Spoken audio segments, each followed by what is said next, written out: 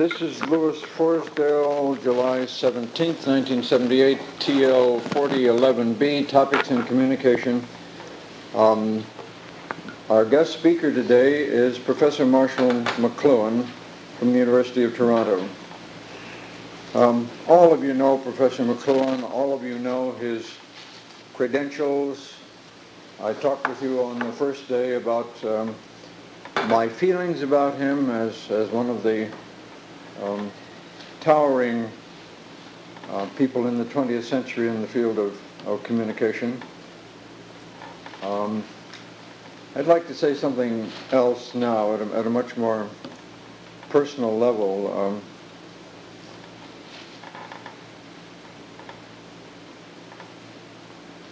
I've known Marshall for 30 years now, it develops. We were talking about it last night. I invited him to come down to TC for a session which I described in our first period.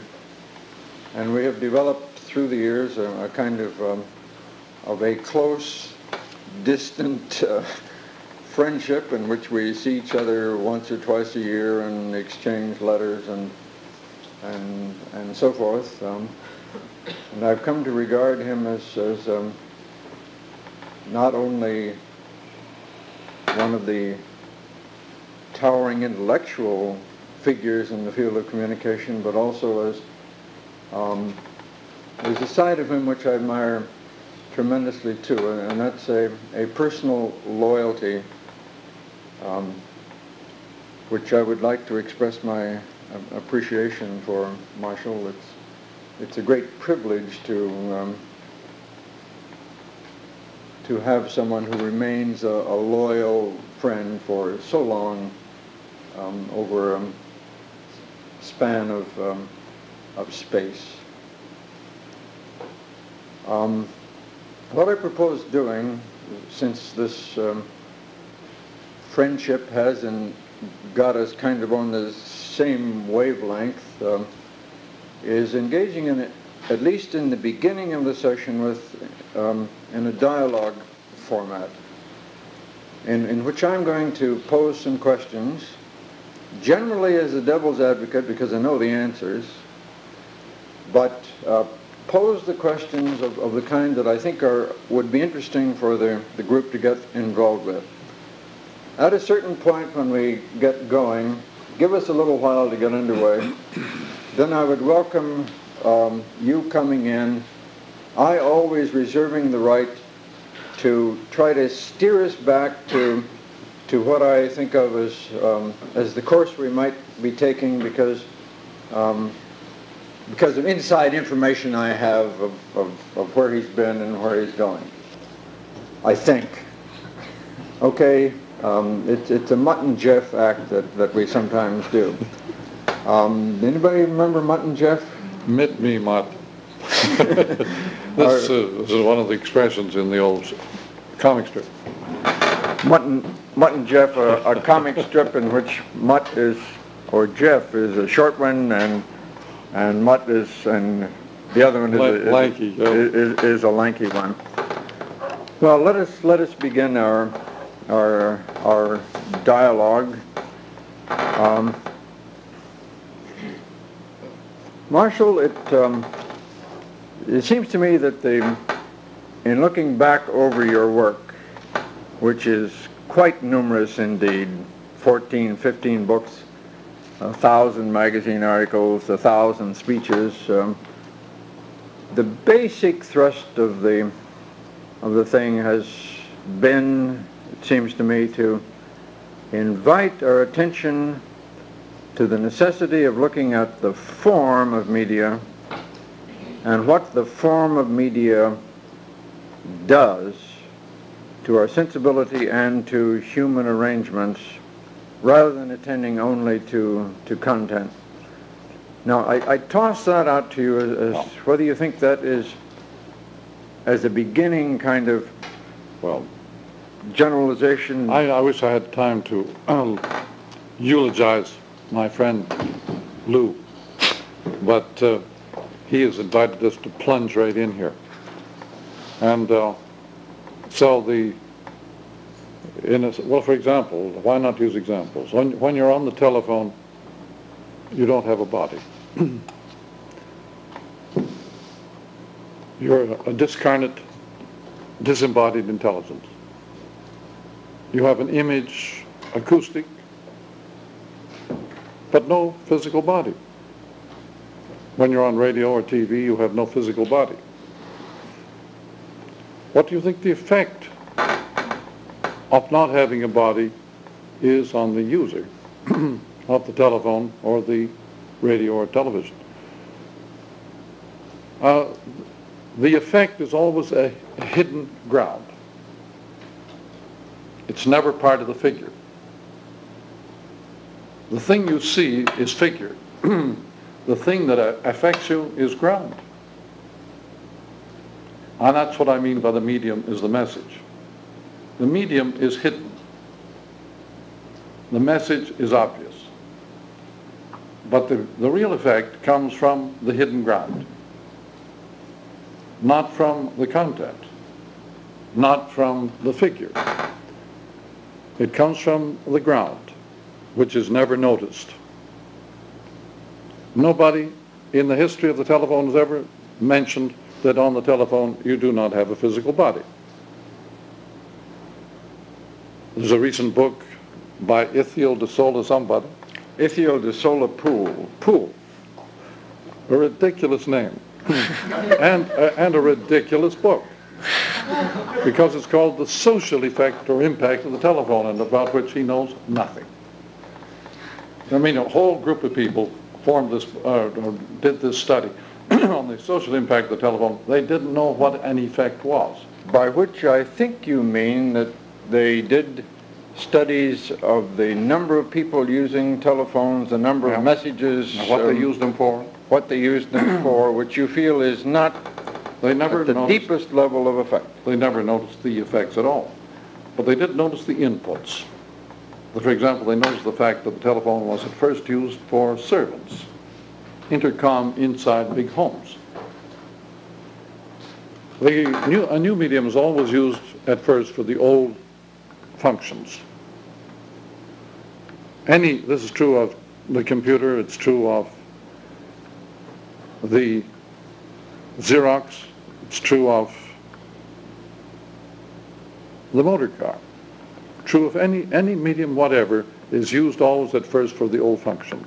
There's also an interesting example, as you yourself have pointed out, in the Gutenberg galaxy, which at one time you regarded as perhaps the best work you had done.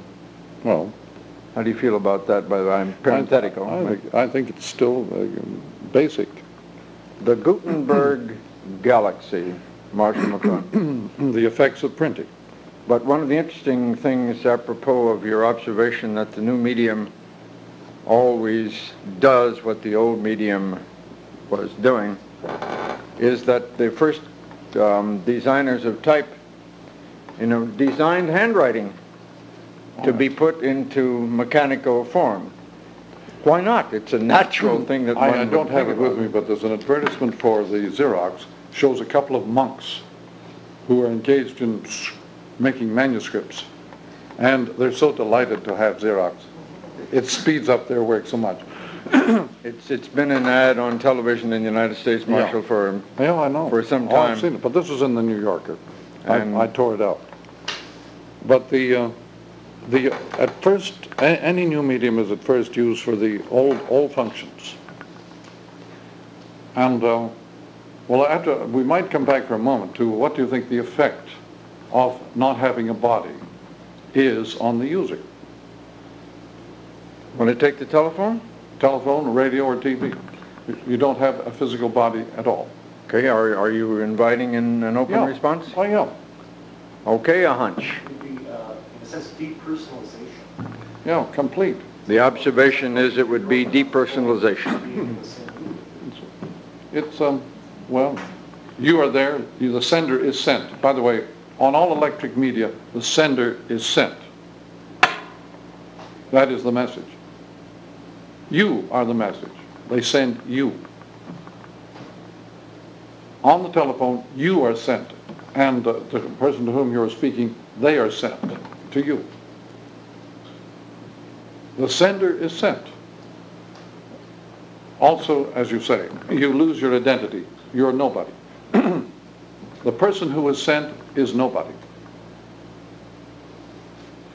Why is the person who writes somebody has a greater sense of identification than the person who's talking on the telephone? Mm-hmm. Why? Hardware. Why? Hardware, paper and pen and ink, and courier sending this missive to another party somewhere else. You mean it's not a transient It's not instant. thing? Okay, it's not. The electric is always instantaneous. There's no delay. That's why you don't have a body. Instantaneous communication is minus the body. So that began with the telegraph. The telegraph also had that built-in dimension of the instantaneous, and it completely transformed news and information. The mere speed. It didn't matter what was written, the fact that it went at the speed of light transformed everything. It caused the Civil War. Hidden ground of the American Civil War was the telegraph. No historian knows this. Read a book by Kenneth Stamp called The Causes of the American Civil War, and you'll find no mention of the telegraph anywhere. The telegraph is acoustic, not visual. At the speed of light, the ear comes into play. It's not the eye. Let me grab on to another point to be sure that we've gotten it. What you're saying is that with the telegraph, the telephone, that the major message is the speed of communication. Mm-hmm. And that very speed, as contrasted with writing a letter and sending it by horseback, or however we do it these days, it's a good deal slower than horseback. But the major message is the speed with which information is sent, and what that does to social relationships in the human psyche, regardless of the content of the message. Content couldn't matter less. This is increasingly true of news under TV conditions. The content is of no importance. It's all fantasy. At the speed of light, all hardware news is translated into fantasy. It's inner trip. However, that's taking quite a leap forward. Let's notice that when you move at the speed of light on the telephone, you do not have a private identity. And when you don't have a private identity, or rather when you don't have a body, you don't relate to natural law. Your gravity has no control over you at the speed of light. You are suddenly outside of the natural scheme of things. You're a Superman.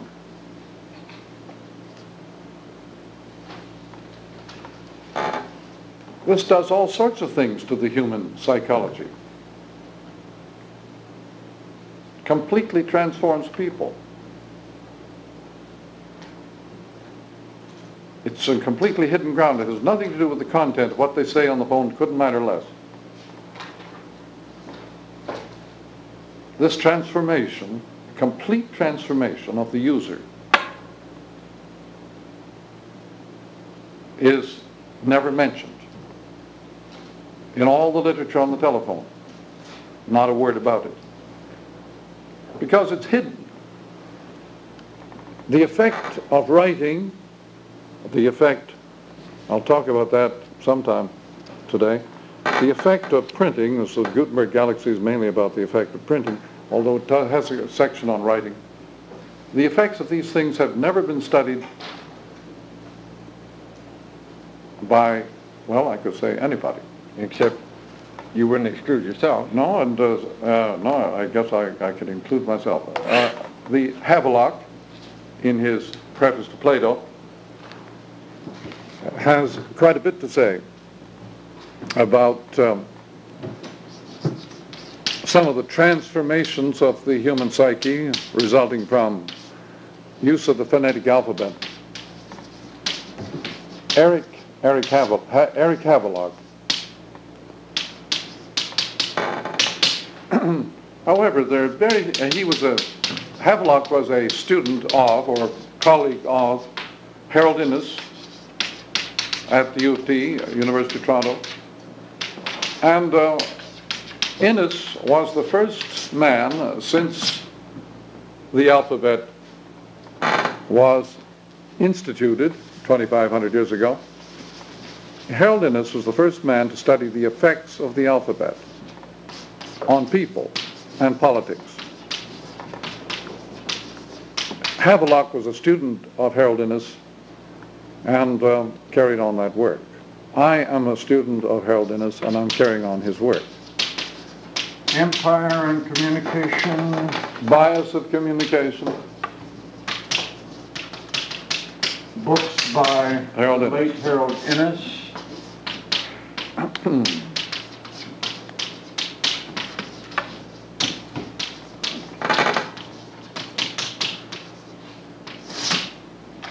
The effects, we'll talk in due time about the effects of writing, which are fantastic. I mean alphabetic writing. I gather that Julian James does not know the difference between alphabetic writing and other kinds of writing. Phonetic writing, rather, is the only kind of writing that has this special effect on the human psyche. Ordinary writing, say Sanskrit, Hebrew, and other alphabets, do not have the effect of the phonetic alphabet. Let me make sure that we're clear on this point. The phonetic alphabet is the kind of alphabet in which the sounds of the language are analyzed and a finite number of marks are put down representing the sounds of the language. We use a phonetic alphabet. In English it doesn't work very well because it isn't, we would need about 48 letters to be equivalent to the necessary sounds to do a good spelling job. There are other methods of writing, pictographic writing, for example, where the writing attempts, to show a tree and is gradually reduced in more abstract form, or ideograms in which arbitrary symbols. In Chinese, honesty is the figure of a man physically standing beside his word. That means honesty. A man stands by his word. Two things, figure ground. So you're saying that the phonetic alphabet, the one which derives from speech, is the alphabet that we should be concentrating on and thinking about the major effects of writing on the human psyche. Yep. Why?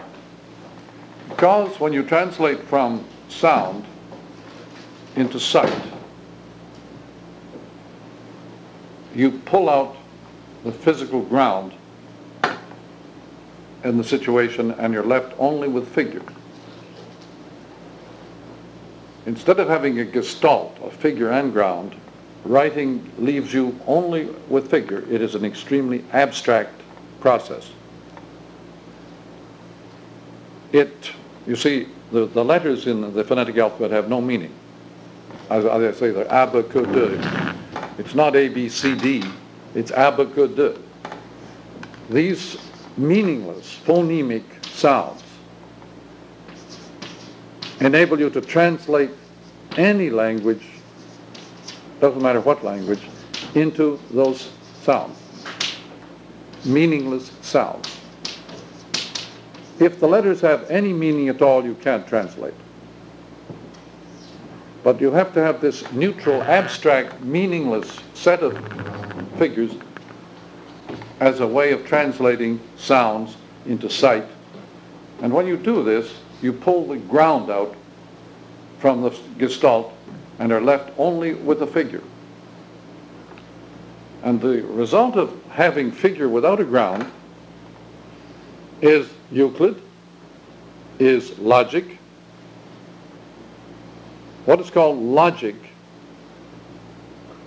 is pulling out the ground from under the figures and tying the figures together in tight patterns.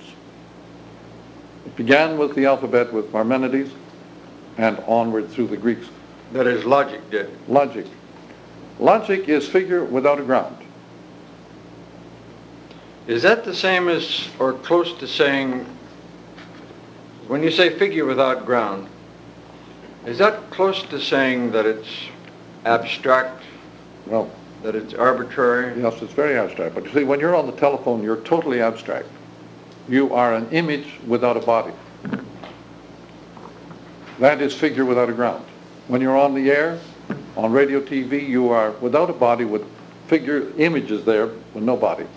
So in an oral culture, what you and I are doing here, Yeah. this does not have the same quality as if we were talking on the telephone, because there's, We have figure ground here. okay. And interplay is between figure and ground, which is called gestalt. Incidentally, apropos the hemispheres of the brain, the right hemisphere is the gestalt side of the brain, the figure ground side. The left hemisphere is the figure without ground, abstract. There is one side of the brain which is able to perform with non-gestalt, abstractly, figure minus ground. And that is called the rational side, ridiculously. It's merely the abstract side. The abstract side of the brain, the left hemisphere, is figure without ground. It is logical and lineal and connected. It has classification, places to put things. It has syntax, grammar, order, which is all figure without ground. The right hemisphere is all figure and ground, and is called intuitive, is called simultaneous, or not called, but they've discovered that it has these characteristics of just by rule of thumb. Fortunately, the hemispheres are not a theory. They are empirically established by the most painstaking methods. But the right hemisphere is simultaneous. That is the electric side of the brain. Are you for or against the right or the left hemisphere? I'm for the underdog. And the right hemisphere is the underdog side of our world. The gifted child is a right hemisphere child. And there's no place for him in the school system. The school system is built only on the left hemisphere. Quantified, classified, graded, and so on. IQ tests are all left hemisphere tests. Einstein wouldn't have made 90 on an IQ test. He was so right hemisphere he could hardly talk. He certainly couldn't spell, and he couldn't even do mathematics. He was intuitive, and he had his friends help him to mathematicize his intuitions. But there's a wonderful book about him, recent book by Foyer. It's called Einstein and the Generations of Science. It's a book of stories and anecdotes and dialogue between Einstein and a dozen or so of his friends when they were growing up in Zurich and Bern and so on. F-E-U? F-E-U-E-R. Foyer. Louis J., I think. Louis J. Foyer. Does he spell it correctly? Louis, I think so.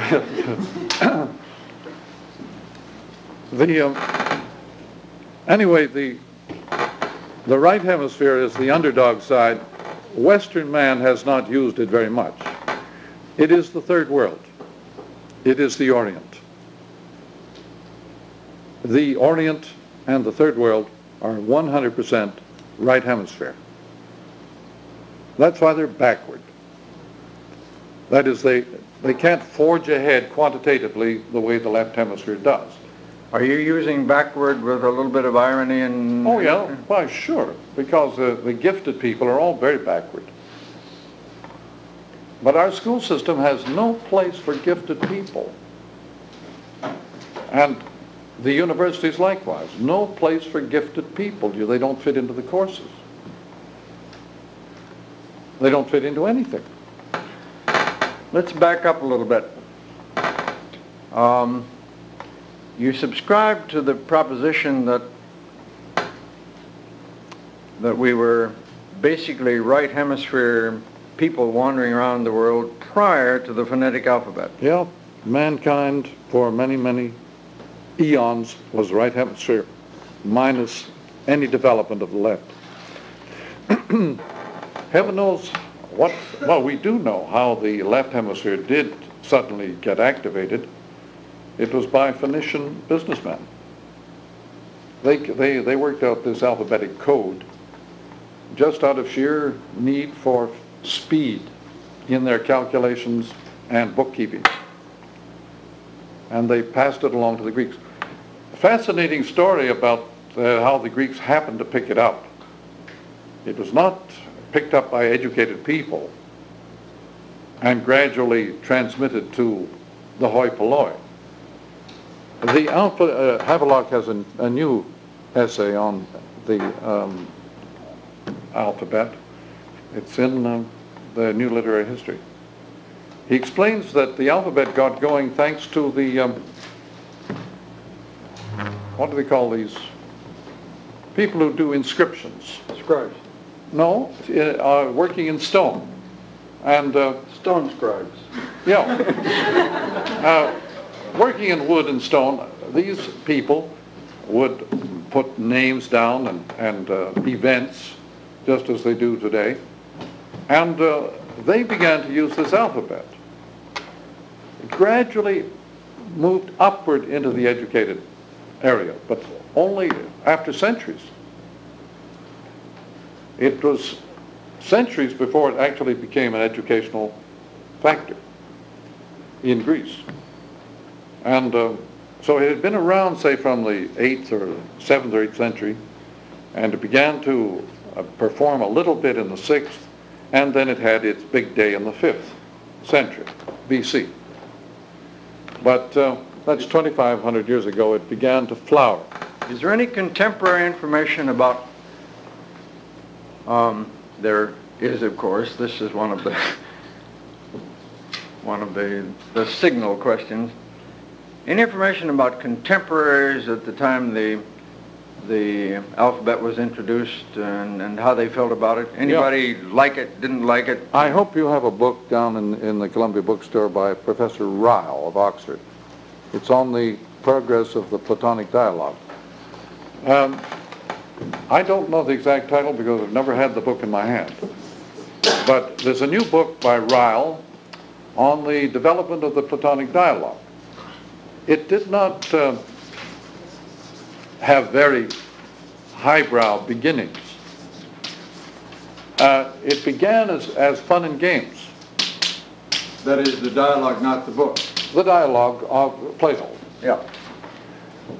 It began, in fact, Plato, we're told, came to Athens with a mime troupe, M-I-M-E, just to perform. And be somewhat like the NOH Japanese plays. They're like Disney cartoons. They put on, they dramatize Aesop's fables, things like that. And that's still today in Japan. The NOH, the No drama, is very close to the old Platonic mime. And the miming of the dialogues and so on began as fun and as a special art form. Nothing to do with philosophy. And it was just entertainment. But there's quite a bit about this in a book on Dostoevsky by Bakhtin. B-A-H-T-I-N. B-A-H-K-T-I-N. He's a Russian with this new book on the poetics of Dostoevsky. And this, now, Dostoevsky was entirely a right hemisphere man. And he too puts on these mimes, these carnival-like, Mardi Gras, crazy performances that were a traditional Byzantine form. Now, Byzantium you've heard of. Another name for it is Istanbul, where you've just been. And Byzantium has a big tie-in with Russia, and Russian origins are very close to these Byzantine origins, and Byzantium was Hellenic, not Roman. And so hence the Greek tie-in. Byzantium came out of the old Hellenic Eastern world, the world that eventually hung on to Aristotle. Remember, Avicenna and Averroes gave Aristotle finally to the West. Remember them well, yes. But Aristotle had been kept in this Eastern world through the centuries, and eventually about the 12th century, his text was given to the West from the Arab world. The Arabs kept Aristotle and used his philosophy before the West had him. So in the same way, Dostoevsky was using art forms that go way back into Byzantine times, Hellenic times, and are based on the Mardi Gras festival world of fun and games. And his Notes from Underground, or his Idiot, or whatnot, these are really parts of ancient and traditional entertainments. And among one of the major forms of function for these entertainments was to put down the highbrows, to debunk, what do they call it? They used to call it on the radio programs, Eggheads? The programs that were devised against the eggheads. There was various titles, but the $64 question was one of them, in which stumping the experts, that sort of thing. Stumping the experts was a normal activity of these old fun and game shows from the Hellenic times. This is where the Platonic dialogues began. They began as a way of putting down the highbrow. Now, that gimmick of putting down the highbrow, debunking the pretentious, comes right along through European tradition, out of the Orient, out of Hellenic times, and finally gets to forms we are familiar with: Don Quixote, Rabelais, Sterne's Tristram Shandy. These are direct descendants of the old carnivalistic debunking of the institutions of society. Now, we were back with the alphabet. Now, the alphabet... I would... Yep, okay. The Platonic dialogue boys cotton much to the alphabet? No, they certainly, they remember Plato accepted Euclid as a basis for entrance requirement for his academy. Let nobody come here who doesn't know his Euclid. Euclid was one of these first effects of the alphabet. That is, when you pull out everything except the figure, all the attributes of space and time are pulled out except certain abstract features. Euclid could not have happened before the alphabet, and he has never happened in any other country except with the alphabet. China does not have Euclid, nor does Africa, nor India. Without the phonetic alphabet. Without the phonetic alphabet, there's no Euclid. And there's no logic. There is no logic in India. If you read the history of logic by Boshensky, there's only one history of logic, big fat one. Boshensky's history of logic, when you get to the Hindus, there's about 3 or 4 pages of sort of scribbles.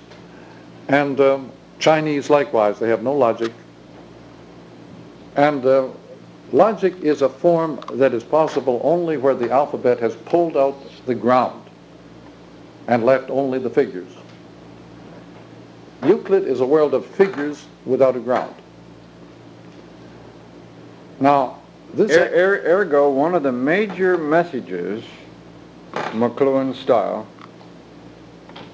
with respect to the invention and the introduction of the alphabet is the birth and growth, overwhelming growth, of the notion of logical thinking. Connected thinking. Because the right hemisphere does not have any connections. Bogan, the surgeon, neurosurgeon, has a wonderful essay on the hemispheres and education, in which he explains that the left hemisphere has propositions and the right hemisphere has appositions.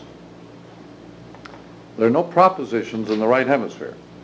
It's all apposition, meaning figure ground, no connections, just juxtaposition. And this, by the way, is what happens to your newspaper under telegraph conditions. At the speed of light, there are no connections in the news. Everything is apposed or juxtaposed minus connections. There are no connections in the news. They're just mosaic. At the speed of light, you have a mosaic under one dateline and no connections. Footnote: if you physically look at the front page of the New York Times or any other newspaper, what you will discover is a story here about something that's happening in Bonn at the moment, a story down in the lower right-hand corner about how the crime rate on the east side of New York City is increasing, a story in the upper right-hand column about Governor Brown in California. Inflation. In a story someplace else about inflation. Observation is being made that there once was a time in journalism, pre-telegram, when all of this stuff will have been connected in long essays, and with the telegram coming in, literally, and UP, etc., it's a paced-up job of stuff that has no connection. Literally, the essays of the Spectator essays of Addison and Steele were newspapers. That's the form of the first newspapers. Essays. But they're editorials. The news came later. But at the speed of, by the way, simultaneous, that's a right hemisphere thing, is acoustic, whereas lineal is visual. Now, remember, the alphabet translated the acoustic, translated Homer, who had been recited and performed for centuries. They translated him into visual terms, lineal terms, at which point you could read him, but you didn't need any more sound effects. So Homer became very abstract. He became a literary figure, whereas up till the time of the alphabet, he had been performed operatically. And a gentleman in Greek times was a person who could perform Homer, who could sing him from one beginning to the end of the Iliad and the Odyssey. And by the way, it would be interesting to go into the nature of those poems, but they were very practical poems. They were pragmatic to the core. They had nothing fancy or literary about them. They were the day's logbook. And they were really down to earth. They were not intended for aesthetic effects. They were education. And Plato was against the education of Homer because it was all for the ear. So Plato became, he went to war with the poets, because they were performers, and he wanted logicians. So philosophy was born when you pulled out the acoustic thing and get instead the logical visual thing. Visual is being used in the sense here, Connect. literally meaning I look at A, B, C on the page rather than hear the sounds. It means lineal. Now, that's a point that is very, very basic. For, again, it has not been studied by modern psychologists or any other psychologists, but visual space is the only space that is connected, is a continuum.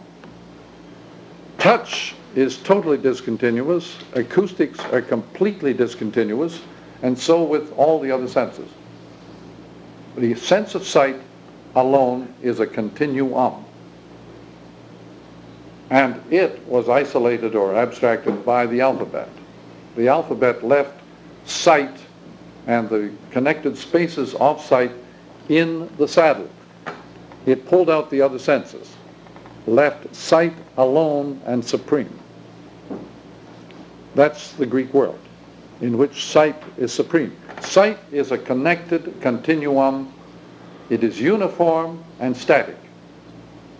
Visual space is continuous, homogeneous, connected, and static. Wonder if we can sort of reduce those notions into some kind of example. By visual space, Yeah.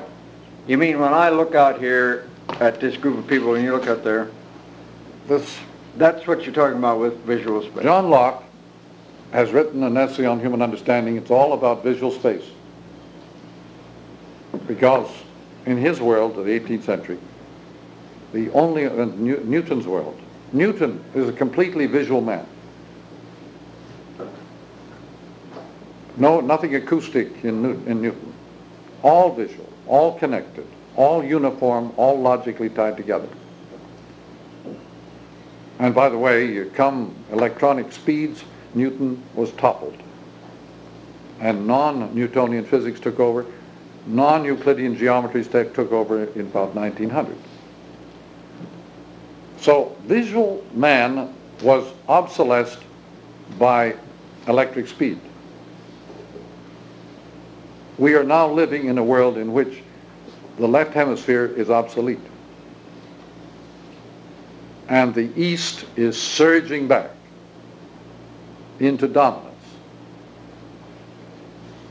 And our school systems are obsolesced. Nobody conspired. Nobody had any intention of this happening because they didn't understand what they were doing. Does anybody have any control over it? No, none at all. And no plans, no programs in sight. Just, full steam ahead. Damn the torpedoes. This is the left hemisphere talking. The right hemisphere would never say full steam ahead and damn the torpedoes. The right hemisphere is the hemisphere of the hunter, the man who studies the whole environment. It is ecological. Oh, by the way, though, having said that the visual is the continuous, the connected, the static, the simultaneous is the world of the acoustic, because you hear from all directions. The right hemisphere is acoustic, musical. But acoustic space has peculiar properties, again, ignored by the psychologists. Acoustic space is a sphere whose center is everywhere and whose margin is nowhere. Acoustic space is a sphere whose center is everywhere and whose margin is nowhere. Footnote. Imagine yourself, you are the hearer. Your ears are working. You hear from all directions simultaneously. You hear from behind you, beside you, above you, below you. You hear from everywhere. Stimuli are for from everywhere impinging upon you. Hence this hemispheric or spherical input, which is untrue of the visual stuff, which operates out here in some kind of an oval fashion. I can't see what's happening behind me, although I can hear. Ergo, the different nature of acoustic space from that of visual space. And tactile space is very much in attention in the electric age, because the audile and the tactile are very close. Tactile space is the space of the interval. When you touch something, you create an interval, not a connection. And when if there were any connection between your finger and what you touch, you wouldn't have a finger. So it's interval and it's resonant. The resonant interval is touch. And that is called The Chemical Bond by Linus Pauling. A book on the nature of the chemical bond is a story of the resonating interval. There are no connections in matter. There are no connections between molecules or electrons. There are only interfaces and resonating intervals. This is one of the great discoveries of quantum mechanics in about 1900. That matter has no connections. Ergo is totally non-visual and non-visualizable. You cannot visualize any aspect of matter because it moves at the speed of light and without connections. So the things like the electronic microscope and so on are really very doubtful about what they render in the way of knowledge. It's an area of opacity and confusion. But you don't, certainly it does not show you the electronic microscope does not show you electrons. It does show you the effect that electrons have when they bump into each other, but not the electrons. It is a world of effects. By the way, the Greeks did not have a name for color, any color. What they used instead was the effect that that color had on you. The wine dark sea does not tell you the color of the ocean. It tells you the effect looking at the ocean has on the viewer. But that's merely effect. The world of effects is right hemisphere, and right hemisphere people do not use visual metaphors. The Chinese have no visual metaphors, and the pre-Socratics, you can read all about them in books today. Herodotus has a big collection of essays about them, and you will look in vain for a single visual metaphor among the pre-Socratics. That means pre-phonetic alphabet. The moment alphabet came in, all the metaphors in philosophy became visual. The ideas of Plato are all visual. The archetypes are all visual. But up till the time of Plato, the ideas of the Heraclitus and Thales and so on are all non-visual. And their poems, and they wrote their philosophy in a poetic form, their poems are all acoustic. That is, tend to call upon images which are acoustic in nature. For example, the spheros, the idea of the universe as a sphere, a perfect sphere. This is where Humpty Dumpty came from, by the way. It was a sphere that periodically shattered and then put itself back together again somehow. This is a sort of story of the beginnings, and the sphere is, of course, that acoustic sphere. The sphere that is simultaneous. So the egg, the Humpty Dumpty story about the fall of Humpty Dumpty and so on, is really a record of the pre-Socratic philosophers. However, the acoustic man, the man who plays it by ear, is a literate, the oral man. The oral man. He's coming back today of the electric age with devastating effects on our establishment. Because the electric man not only lacks a private identity, he also lacks any morals.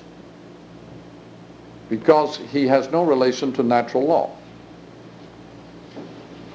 Not having a body, he has no relation to natural law and therefore no morals. No morals in the ordinary sense of the word anyway. He can relate to supernatural law, but he cannot relate to natural law, which may help to account for the strange revival of religion. Discarnate man, disembodied man, cannot relate to natural religion, but he can relate to supernatural religion.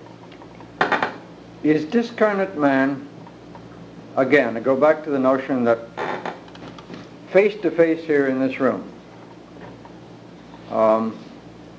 we are not discarnate. No. All senses are in operation here. We see each other, we hear each other, we can touch each other. And smell each other. Smell each other. That BO is one of the most basic forms of identity. So what's happening is... Unique. Each one is unique, like fingerprints. What's happening then is an abstracting out of certain of the sensory capacities. With the alphabet, it was abstracting out the visual stuff, which was up for centuries. Now in what you're referring to as the electronic age, we are still abstracting out. That is, if you're watching television, you're not in the presence, literally, of the person. You're abstracting out an image of some kind. If you're on the telephone, you're abstracting out... an inner trip. So this abstracting out of certain qualities, isolated, so to speak, in the cell of your living room, and with telephone, television, tape recordings, records, and so forth, is what you're suggesting is leading toward this tendency toward not confronting another person bodily, so to speak. That's why we have encounter groups, sort of to compensate So that we can for do the it. lack of bodies. And confrontations and sensitivity groups, which are very unsensitive or insensitive, and so on. But the attempts to, by the way, the huge nostalgia of our time in every field of music, literature, clothing, everything, nostalgia, is an attempt to get back to the time when we had bodies and identities. When you lose identity, you become violently concerned about recapturing it. How do I get it back again? That was called the existential crisis. Angst of the existence movement in the 30s, 40s. 40s. And existence was one of the first moments when they suddenly realized they had lost their identities, they were nobodies, and they had no body. I ain't got nobody. How does that old No, song I go? got plenty of nothing. Nothing's plenty for me. There was an old song, I ain't got nobody. But that meant I ain't got nobody else. You're saying I ain't got nobody else, I ain't got my own body, my own identity anymore. I've somehow lost that in this process of high technology abstraction. So inner trip takes the place of outer trip. The right hemisphere is an inner trip, world of fantasy. And today what we call news is fantasy. It moves at the speed of light, and it lasts about the same amount of time. By the way, that's another feature. At the speed of light, you lose the power of recall. Attention span gets very short, and recall gets very short. So in educational terms, that's a big problem. You're dealing with students who have very little attention span and very little power of recall. Anything we can do about it? Yes. The first thing is to find out what the heck is the situation, naturally. There's no point in acting blindly. There's a visual metaphor. Or we've got to play Deftly? it. We've got to play it by ear. No point in acting deftly, right? No, we've got to tune in, turn on, tune in, drop out. But no, what about our friends with the ecological media program? There's an ecological media program at NYU. Is it fronted by Neil Postman and that group? Was. Paul? Yes. Yeah. Well, media ecology means using the media so that they help each other instead of just wiping each other out. Neil Postman, our graduate of the Teachers College Communication Program, was at NYU School of Education in their media ecology program. Yeah, media ecology means that if print or if the written word is in danger, it can be rescued by some other medium or propped up. And don't just let something like that go down the drain without any counter activity.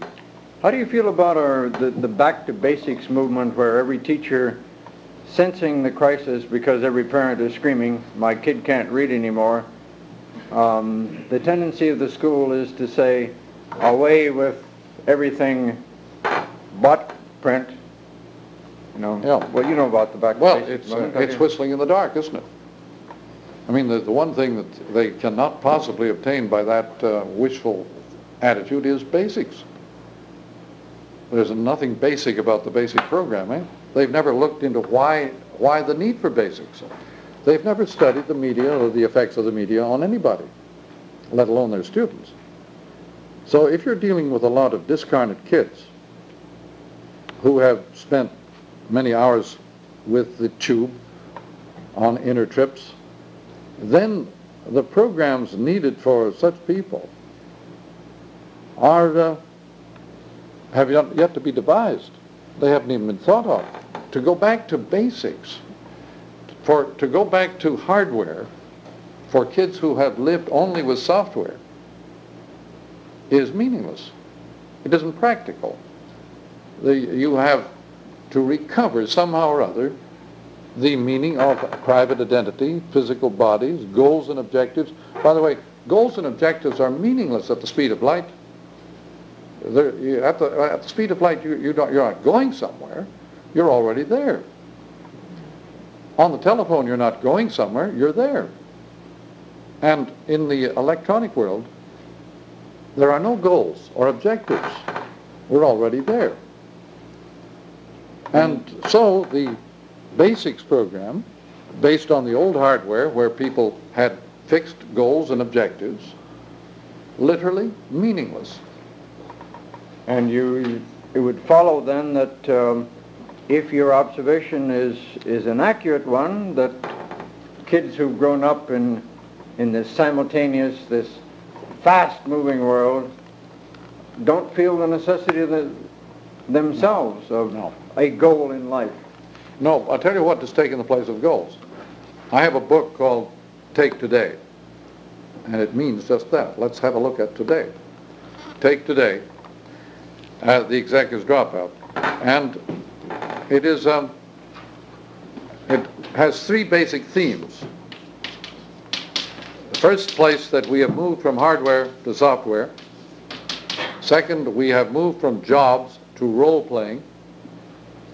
And third, we have moved from central to decentralized forms of activity. What has taken, the reason the whole job thing is in such a hassle is that jobs are obsolete as a form of human activity. At the speed of light, the role-playing takes the place of job holding. Now, what is role-playing? Because it is not a job. If you are an actor on a stage and you are in the role of Hamlet, playing that role has nothing in common with having a job of 9-to-5 job. It means putting on an audience. Role-playing means a put-on. Instead of getting a repetitive hardware sort of performing area to work in, you have to learn how to put on your audience in such a way that you become important to them. Role players, let's see, where would one begin to explain role playing in everyday life? Peace Corps volunteers are role players. Yes. Children playing are all playing in roles. Role playing is literally playing, not working. And at the speed of light, play becomes the major meaning of a human activity.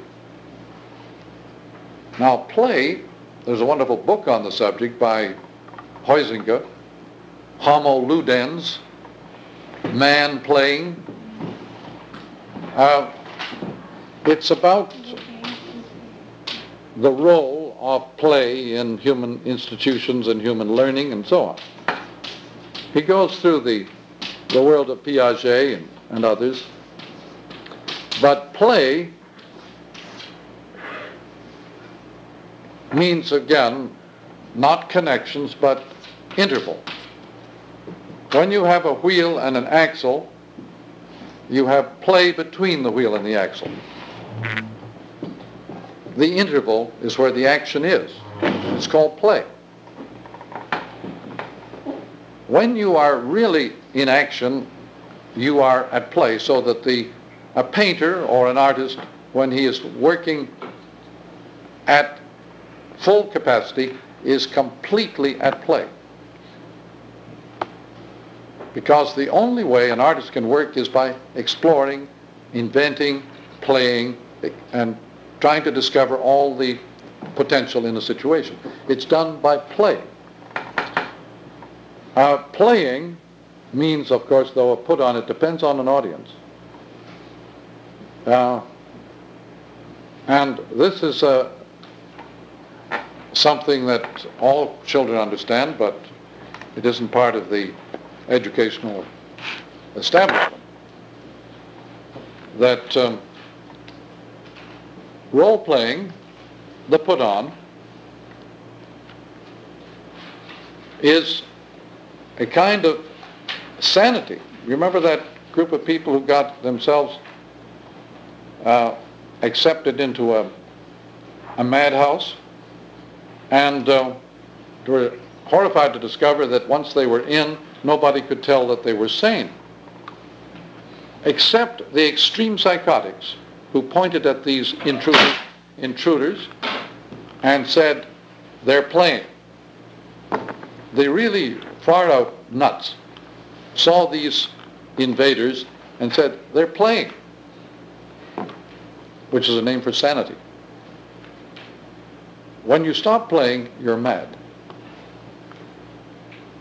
When you take stop yourself playing by the rules, by the way, too. Yeah, okay. Well, that is play. The accepting rules is itself a form of play. Right, you can't, By the way, when Al Shefflin comes, remind me, or you ask him, when schizophrenia was invented, not discovered, but invented.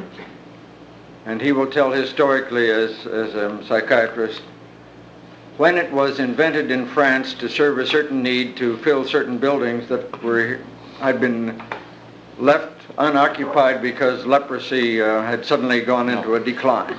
And schizophrenia was invented, so Al claims at that time, to fill up the leprosarium. Isn't that also in the work of Michel Foucault? Could be. He has a history of medicine. Yes. In which he explains that the ship of fools was a ship that when it left the port, they'd race down and put all the nuts on just as it was leaving so that they could get rid of them. There was no place to put these mad people in those days, and so they put them on boats that were leaving for some other port. And it was called a ship of fools. Most of them came to the United States, huh? Well, there were some very serious people, which is another name for insanity. There are some terribly earnest people. Importance of being earnest means the importance of being a madman. When you become very earnest, very uptight, you're off your rocker. Yeah. So our friend, who is the importance of being earnest man? Wilde. Oscar Wilde. Think of Wilde. it's Wilde. Wordplay. Well, no, but by the way, there's an acoustic observation.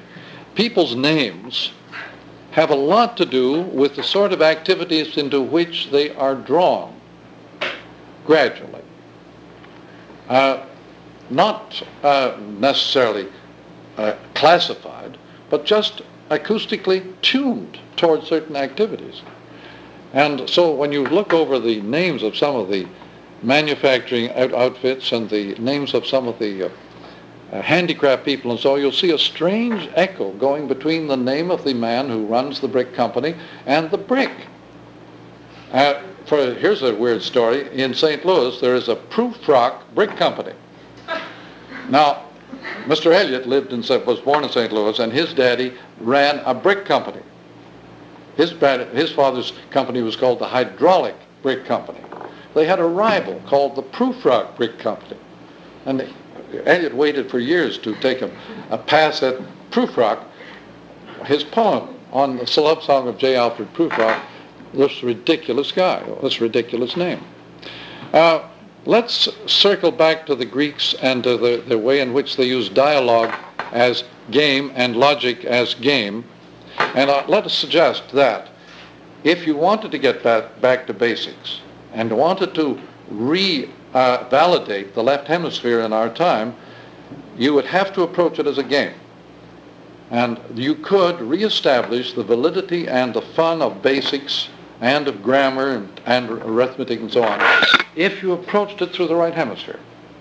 I've long ago discovered, for example, that mathematics is a bore, but the higher math is fun. If you get up very high in physics, math of physics today, you're in a poetic world. It's fun. It's only the lower math that is dull and flat-footed. 2 plus 2 and that stuff. But no, the higher math is pure fun. And I have a friend, Bob Logan at U of T, who teaches a course in poetry and mathematics. No, it's poetry and physics. A grad course. And I've taken this course, and it's a lot of fun. It's only the lower echelons where the dullness is. But if you wanted to revalidate, I say, left hemisphere curriculum, then approach it as a fun game through the right hemisphere. Should we want to revalidate the left hemisphere? Yeah, because if we want to hang on to any of our institutions, legal or otherwise, you have to keep it in good shape. But not necessarily overwhelming. Not necessarily tyrannizing or dominating. Now, you see, another factor about the two hemispheres. Again, there's so many that you can't remember them all unless one made just a list. One of the factors about the dominance of the hemisphere depends upon what is the ground under it.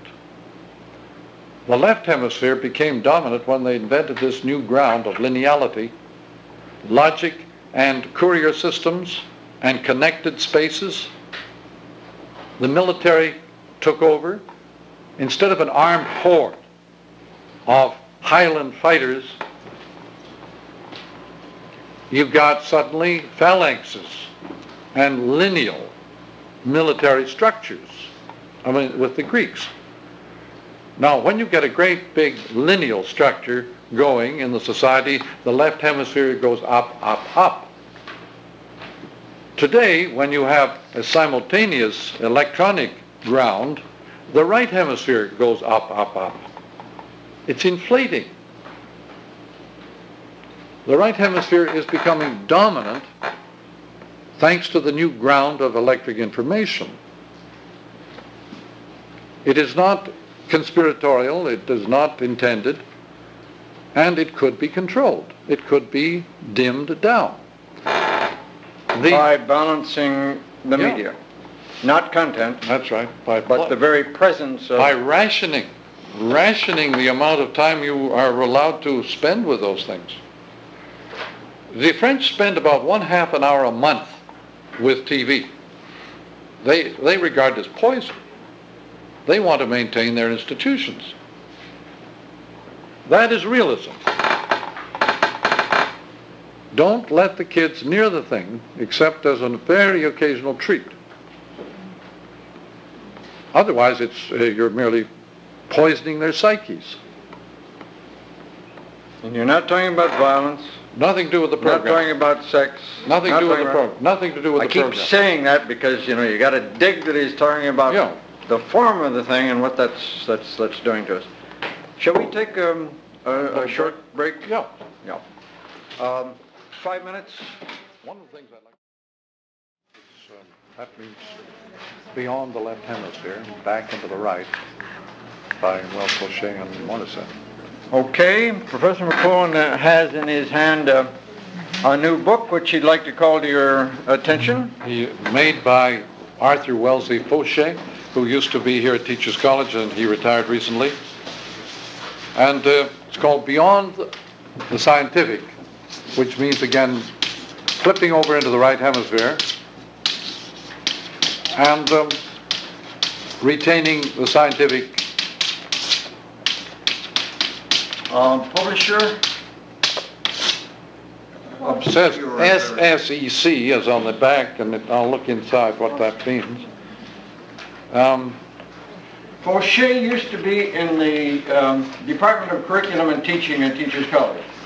This, therefore, will be a book about the implications of hemisphere research on education specifically. Yep. It's a collection of learning.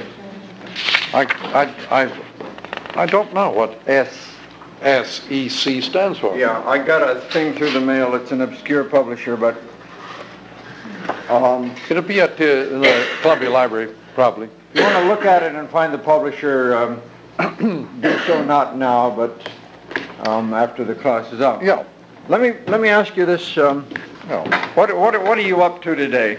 Well, what's interesting you now? Well, I was mentioning just a moment ago that behind every joke is a grievance, and without the grievance there'd be no joke. So the hidden ground, the joke is the figure. Under the figure is a grievance. When the grievance peeps through the joke slightly, then you have fun. If it's just pure grievance, well, then there's no laughing. In French Canada at the present time, there's no jokes. It's getting grim. The grievances are too strong for any kind of humor. You can, though, cool situations systematically by pouring humor across them. And humor as a kind of cathartic or cure or therapy for grievance and misery is a very effective thing. But it's true of, let's sample anywhere. I have in front of me a whole book of one-liners. The first one I see is that the largest room in the world is the room for improvement. It's like that little pothole said to the big pothole, "You are holier than I." But by the way, the pothole itself, you see, suggests grievance. The pothole causes a lot of misery. And one of the most famous jokes in the history of the 20th century was the one about the better old. Old Bill is looking, he's down at the bottom of a great big bomb pit. World War I. World War I. And your friend is saying, "Hey, Bill, what are you doing down there?" And he says, "Well, if you know a better old, lead me to it." He's using it for protection. But the better old became a classic grievance joke. But you cannot have any kind of humor without a grievance. That is the gestalt, the figure ground. So when the grievances get so bad that there are no more jokes, then you're in trouble. But now, I mentioned this peeping through. The light coming through the situation, that is called, by the way, phenomenology. It took me a long time to discover. The phenomenologists managed to cover their tracks pretty well. They like to make out that they're a very serious bunch, hard-headed, logical people. The Heideggers and the Husserls and so on. All they're telling you, and this has been for ever since Hegel and his phenomenological stuff, ever since Hegel, all they have been telling you is this, that behind every situation, there's another situation that peeps through. And that peeping through is phenomenology. And I call it simply the medium is the message, or the figure in the ground. The ground comes through the figure, or the figure comes through the ground. It can be both ways. But it's that process of light through that is phenomenology. Now, when you think of the thousands of books that have been written without even getting close to saying that, why are they motivated to conceal their credentials? I've discovered this in most of the highbrow activities of our world. The jealous guarding of the sacred territory, the specialty. But there is no specialty that is not quite easily understood in quite simple terms if you know enough. You can translate it into very simple terms. But my understanding media is phenomenology of the media. If you don't know, that's one of Professor McLuhan's early books, Understanding Media, sort of the classic that...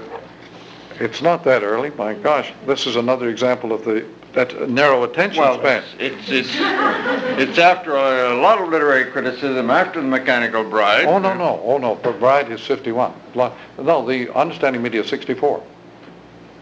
1964. No, I said it's after. Oh, it's after, oh yeah, I thought... yeah, and I agree with you, it's not all that early, but it's... No, it's, 12, 14 years old. But you were asking what I've been up to. I've been working on the history of Menippean satire. On the history of who? Menippean. That is, I mentioned it earlier, apropos the Dostoevsky book, Bakhtin. Menippean satire includes Lucian, the dialogues of Lucian. It includes the Petronius, the world of funny stories, including the 1001 Nights. These are all Menippean satires, and they come on down through the Boccaccio's Decameron. They come down through our Western world in various forms, including Don Quixote I mentioned. The world of, well, it's like the Marx Brothers. It's a world of crazy adventures and debunking serious things and serious people. Erasmus's Praise and Folly, Rabelais' Gargantua. These are Menippean satires that are debunking serious people and pretension. They're put-ons. And what interests you in that? I'm working on Tristram Shandy. Why? With Eric. My son Eric is doing a doctoral on Tristram Shandy and Menippean satire in Tristram Shandy. Aside from fatherly affection. No, interest. You know, what's it got to do with... Well, it has a lot to do with my own dissertation, which was on the history of the trivium. I'm also revamping my history of the trivium for publication. And the trivium is grammar, logic, rhetoric, talking about basics. And grammar, by the way, is one of the ground things that gets pulled out by the logicians. Always pull out the grammar ground and throw it away. Grammatica, by the way, means reading the book of nature. Reading the whole text of nature as a book. That was called grammatica. Boy, has that ever changed. Grammarians pay no attention whatsoever to the whole text of nature now. It's totally an abstract business, isn't it? Well, no, it's. I think we're coming back more and more to it very much. But the idea of taking total field theory. Field theory in physics is book of nature.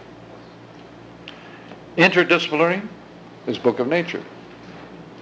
Not allowing specialism to take over. But grammar, logic, rhetoric had been from the ancient times a sort of basic curriculum concerned with eloquence and with the word, the logos. And the study of the word as resonating with wisdom and incidentally resonating with therapeutic power goes way back. There's a book by Antralgo called The Therapy of the Word in Classical Antiquity. They used E.N. Tralgo. I forget from here. He's a medical historian. Therapy of the Word. The Word. That is a basic book like Havelock, Preface to Plato. Therapy of the Word concerns the work of the witch doctors and the shamans who did cast the spells and so on, help people to get well. And the spells were cast in various art forms, lyric, epic, dramatic, odes, and so on, were all part of the shaman's equipment. The genre of what we call the genre of literature began in the spells cast by witch doctors, the shamans. And eloquence was thought of as having the power to heal sick minds. The whole idea of eloquence in Cicero's De Oratore is the idea of wholeness, healing. And the therapy of the word was this is of course especially true of Christianity, the whole idea of the word, the divine word as healing. The logos was thought of as therapeutic. And it was thought of as most therapeutic when sung and performed richly, so in opera and so on. There's a book out called Poetry as a Therapeutic Experience. Yeah? Came out about 6 months ago. It goes into a lot of that. The editor's Lerner, L-E-R-N-E-R.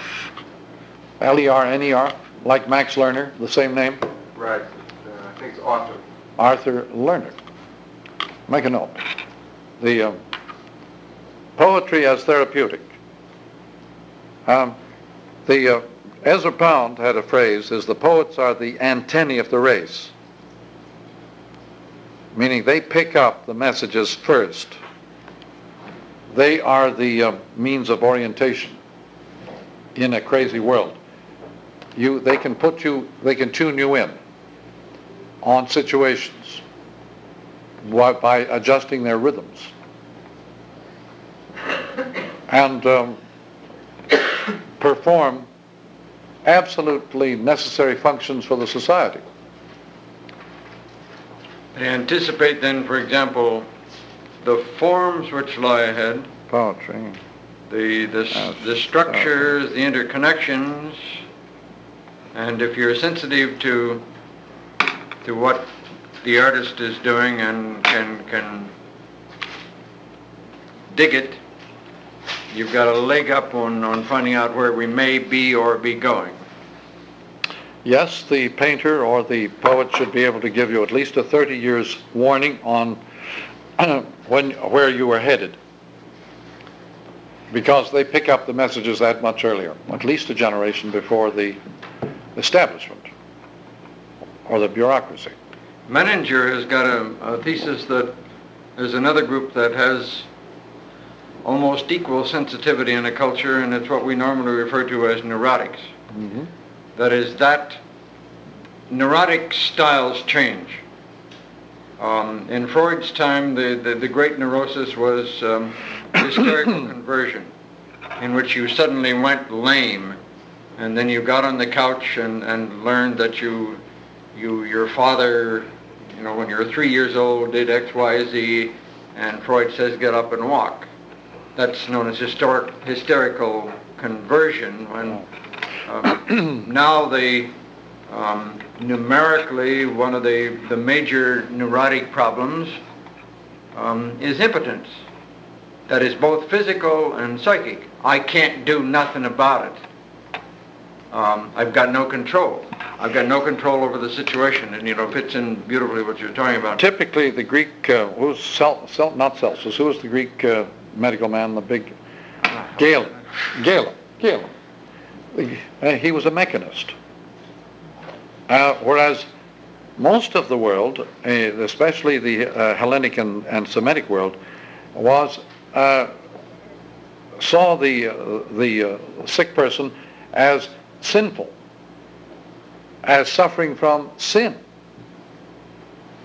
The Semitic idea of disease was sin, and the Galen or Greek idea was mechanism. Modern medicine is still mechanical, one cure for one disease.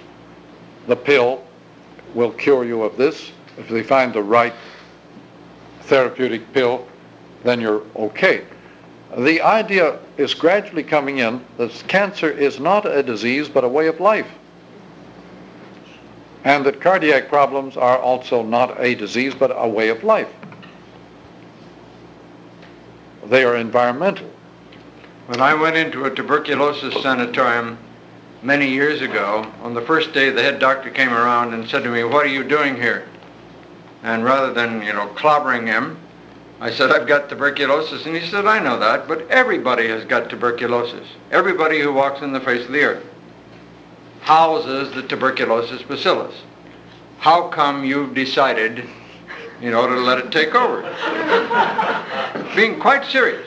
And he was, among the early, well, not that early by any means, but he was a holistic doctor who was saying, "Look, let's look at your life and see how come it was convenient for you at this moment to have tuberculosis." It's a sort of an out-of-fashion disease, too, among others. Well, actually, diseases are human artifacts. Oh, yeah. Diseases are not just something that nature produces. They're made by man. And the cures, too, are artifacts, which reminds us of the LOMs. Okay. We have these. I have a LOM? law of the medium.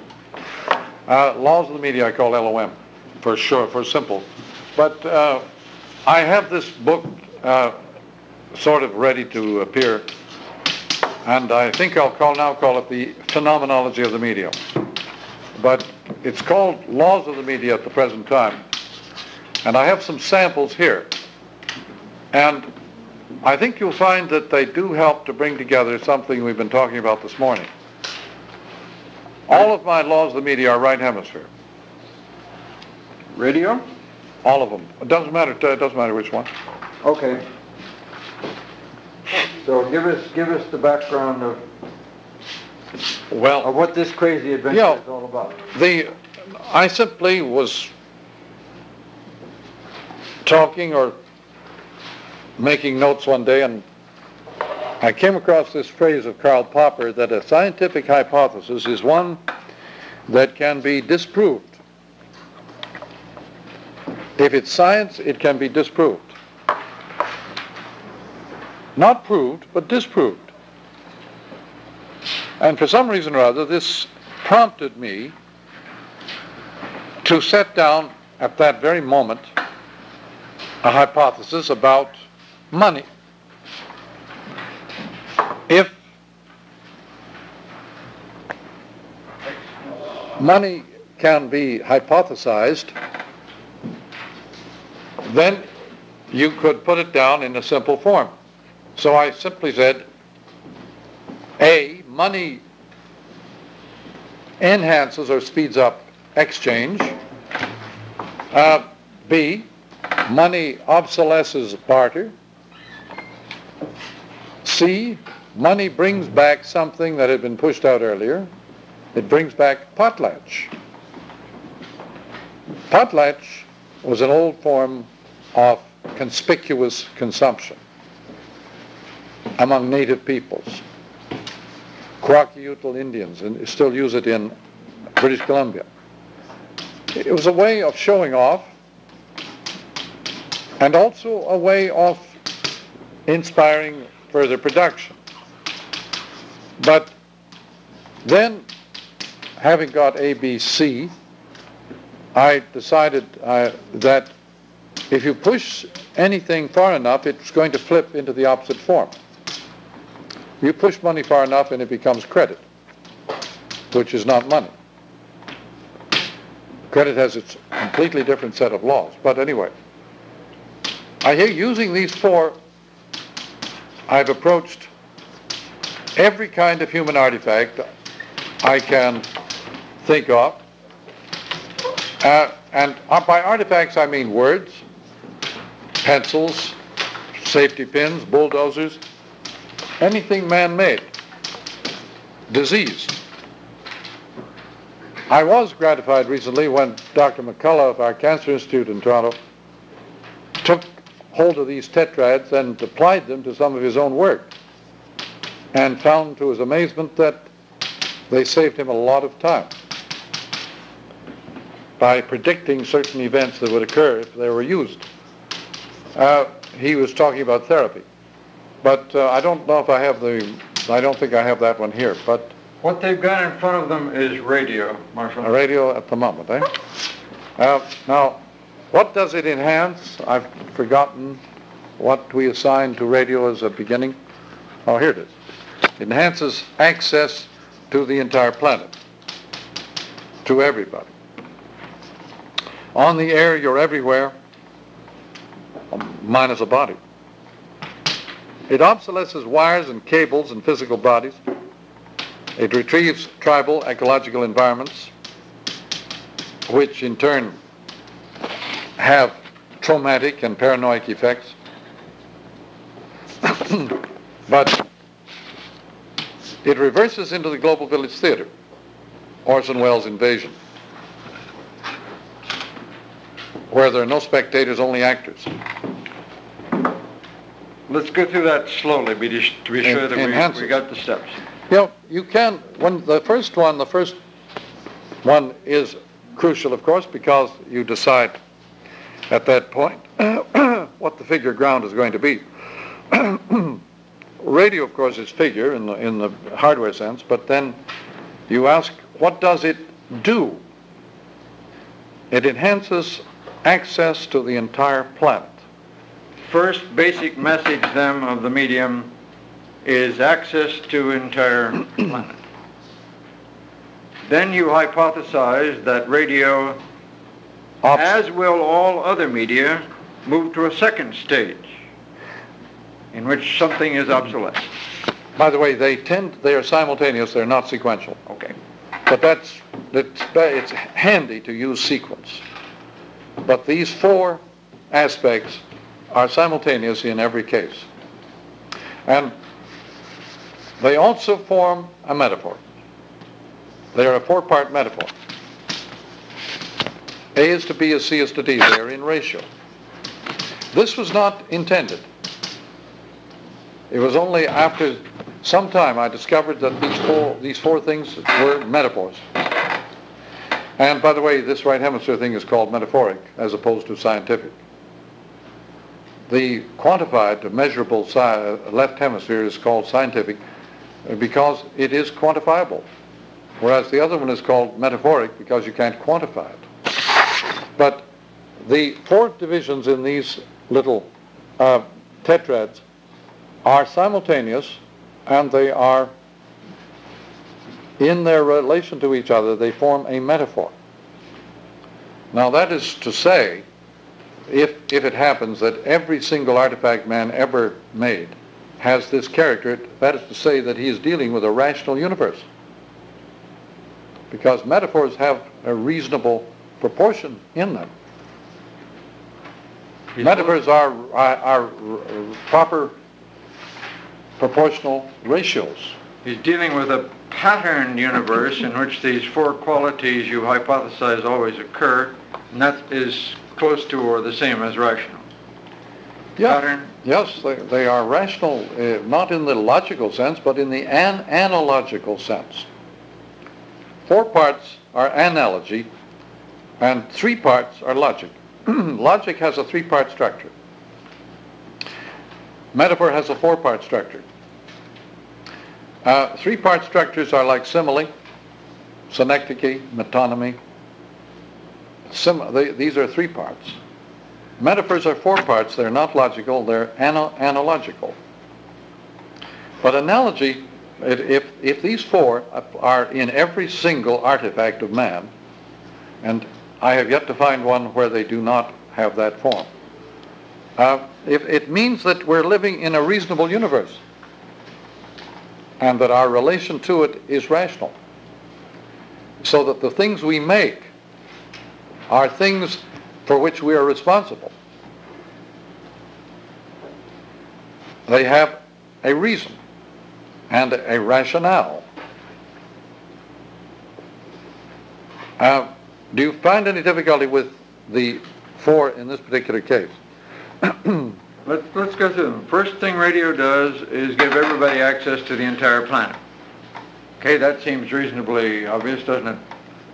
Second thing it does, by its very nature, is obsolesce wires and cables and the presence of the physical body vis-a-vis another physical body. You can be geographically and physically removed. Obsolesces that.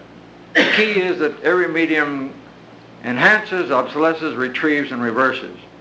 What it retrieves, that is to say brings back, is a kind of tribal, simultaneous, ecological environment. Everybody knows everybody's business around the world, and therefore it retrieves that. That is electric dimension, but ecologically, the primitive man was terribly sensitive about the environment, because his whole being depended upon the environment. He didn't just grow wheat or corn or some particular crop. He depended on the entire environment for his food. And so he was very sensitive to any defects, any upset of balance in that environment. And he, had all these magical dances and things to keep it in good order. You, I suspect, would regard it as less than coincidental that the rise of the electric media, of which radio is a prime example, have brought us back once again to thinking about the natural environment as well as this environment that we're living in. Yeah. Because we sure as hell have come back with rocket speed to thinking about what's happening to the natural environment. I think you can date that moment from Sputnik, 1957, October 1957, when Sputnik went around the planet and put the planet inside a man-made environment. The planet became an art form. When enclosed, you see, it's like a frame in a picture. When enclosed, the planet ceased to be nature, became a human art form, for which we are now completely responsible. Let me tell a story that you don't remember, Marshall, but when Sputnik went up, when was it? 57. We were editing around here a little newspaper which I was in charge of. And I wrote to a number of people and said, what do you think the Sputnik going up means in the long run? And I wrote a letter to Marshall. And he wrote back, I'm sure you don't remember this, saying, it's obvious.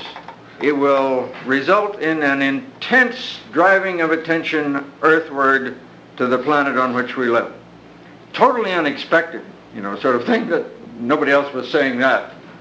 But indeed, that's what he just finished saying now, and what I want to say is that he didn't make that up now. When Sputnik went up, he said, sure, the result will be intense consideration of spaceship Earth. Apropos of that, I've never done a tetrad on moonshot. What did the moonshot or moon landing do to us? What did it enhance?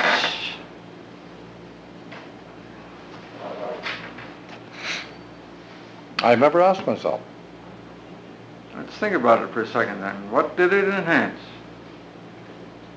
When Armstrong put foot on the moon, and it was just about this time. At least it was July. July 20. July is the moon month, by the way, in the zodiac. Moon month. So it was deliberately chosen by somebody. All the moon landings were in July. They never tried another month for them. But what did it enhance? Did it make the moon more visible? Or did it make us more visible?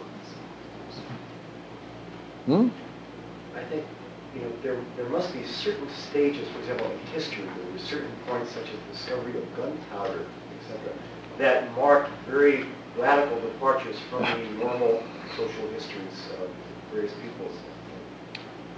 Now, for example, with certain giant steps that humanity has taken either by accident or through conscious planning or discovery, conscious design, I think that today, because the biggest problem we face is one of science and technology and our lack of ability to control science, for example, atomic weapons, being the prime and most important problem we have to deal with in this century. By the way, the left hemisphere man is unable to control environments. Right hemisphere, no problem. But the left hemisphere man has a goal. He drives quantitatively. He's going to use up every bit of gasoline on this planet. He's going to use up the whole atmosphere. He's going to use up everything. That's left hemisphere. okay, so we are in one of those moments of leaps forward. The question is, what has that done to the human psyche on Earth? When Neil Armstrong stepped down with that giant step forward, what did it enhance? Did it enhance the human ego? Was it a great triumph for man? It all depends if you're an optimist or a pessimist. Pardon? It all depends if you're an optimist or a pessimist. If you're optimistic, Yeah. you can see, well, we've just gained more mobility, the sky's the limit, we can go More power. More power. Power. If you're pessimistic, you can see ourselves even smaller. And we realize how large the universe Well, is, that we're not the center. Let's ask ourselves, what happened to the men who did it? Aldrin and Shepard, Collins. Armstrong. What happened to them? They had the experience, and they also had the experience of studying the Earth from out there. It had a strange effect on them. If it had a big effect on them, it must have had one also on us, less obvious. They are figures and we are the ground, you see, in every sense. By the way, wonderful New Yorker joke. His guy says, I've been through most of the places on this galaxy, and Earth makes the best popcorn. Russell Schweikart, one of the astronauts, talks very eloquently about what it did to him when on a spacewalk, when he went extravehicular, and he put up his thumb to his eye, looking down toward Earth, and he could blot it out, just like that. He was that minuscule, and he said to himself out there, wandering around in outer space, tied to an umbilical cord, wow. And he also said to himself, as have a lot of other astronauts reported back, what a delicate, fragile place we live on. What a delicate place that is. How susceptible to utter destruction that is. How thin the layer of atmosphere around Earth is. Schweikart said it's no bigger than an orange peel in thickness as compared with the Earth. No, thinner, he said, than an orange peel. No. And we're about to contaminate that out of existence.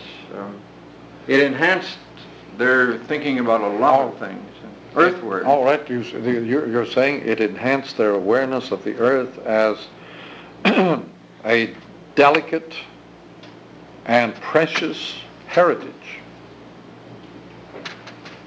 Schweikart said there's nothing else out there that has green, blue, and brown on it. Nothing else that could be seen. Earth was the only place which had green and blue, in addition to brown. Everything was brown or gray. He also said, by the way, if you were from outer space, what would you point for if you were landing and didn't know, what green, blue, and brown meant, just as an aside joke. The Russians have pointed, by the way, toward the brown landing spots, or the white landing spots. We've pointed toward the blue landing spots, for whatever that's worth. Well, it's rather significant. I'm not sure just why. Yes. But if it is a preference, it would have certainly a lot of significance. But look, if it enhanced our sense of the moonshot, now of course we're talking now about their point of view, the moonwalkers. If it enhanced their sense of the precious heritage of Earth, or the delicate and fragile character of this place, what did it do to us? Was that awareness repeated in us? Did we also get that sense? I have the feeling we went in both directions, depending on how we regarded it. Some people said, why the money on that? It was a big war effort. Prestige. On the other hand, what did it obsolesce? We got a race because we're done with this period, Marshal, right now. So as soon as we can race through this one, we got to unceremoniously. What did it obsolesce then, the moonshot? Green cheese. Yeah, the moon is made of green cheese. Yes, it obsolesced mythology. And yeah, a lot of mythology about the moon. Once you set foot on it. And then what did it bring back? Can you make the same kind of love under the moon now that somebody has set foot on it? No, definitely not. It has deglamorized the old moon altogether. It is, yes, it's deglamorized. What does it bring back that had been pushed out earlier? The ancient world, naturally, was very much concerned with the moon and the womb, too. But they also had voyages to the moon was a popular form of literature in antiquity. There's they have actually titles of stories, Voyages to the Moon. Well, I suppose you could say it retrieved the fictional reality. Voyages to the Moon. It translated the fiction into a reality. It also retrieved, one would have to go back and do this pretty systematically, pretty left hemisphered, but it also retrieved a forgotten feeling about the Earth. Oh, yeah. That is, we're now headlong looking at what's happening around us here. It's precious and it's ecological, yeah. The sense that it's in a state of balance that has to be carefully protected. And could easily be not knocked out. But we experienced it through media. Yes, so that your awareness of the moonshot was mainly through... Then remember how after the first one or so people lost interest? There's a film which suggests the whole thing was done in the studio. Yep. Capricorn 1, yep. Okay, then A new American film that says it never happened. All right, you've just reached point D in the tetrad. What does it flip into when pushed all the way? Just fiction. Phony. Do we really believe it? What does it mean? People cease to take it seriously. But you can play with the tetrads. You can't. They don't belong in a rigid form. But for example, remember high rise as a. Is it sitting here handy? High rise is here, yes. As a tetrad, I think it's a handy one. And there's some others as you go up. High rise enhances privacy. It obsolesces community. It retrieves catacomb. Apartment is not a home. It reverses into slum. Instant slum. Because in a crisis, the high-rise dwellers form a community at once. But the enhances privacy is extreme form of privacy. Obsolesces community, people are so private they don't want to ever get acquainted. Retrieves the catacomb. An apartment is not a home. An apartment is a catacomb. Huh? And reverses into slump.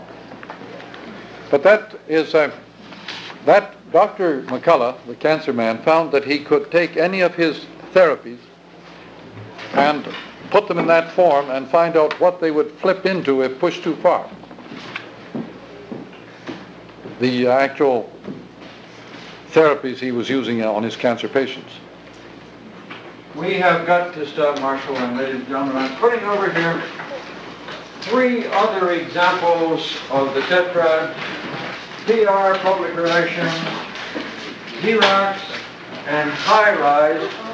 I would suggest to you that what we have heard is a kind of exploration in how to think formally about things, structurally about things, without respect to content. That's the major message, which has been Marshall's major By the way, message from the a beginning. basic phrase of mine is the user is the content in all situations.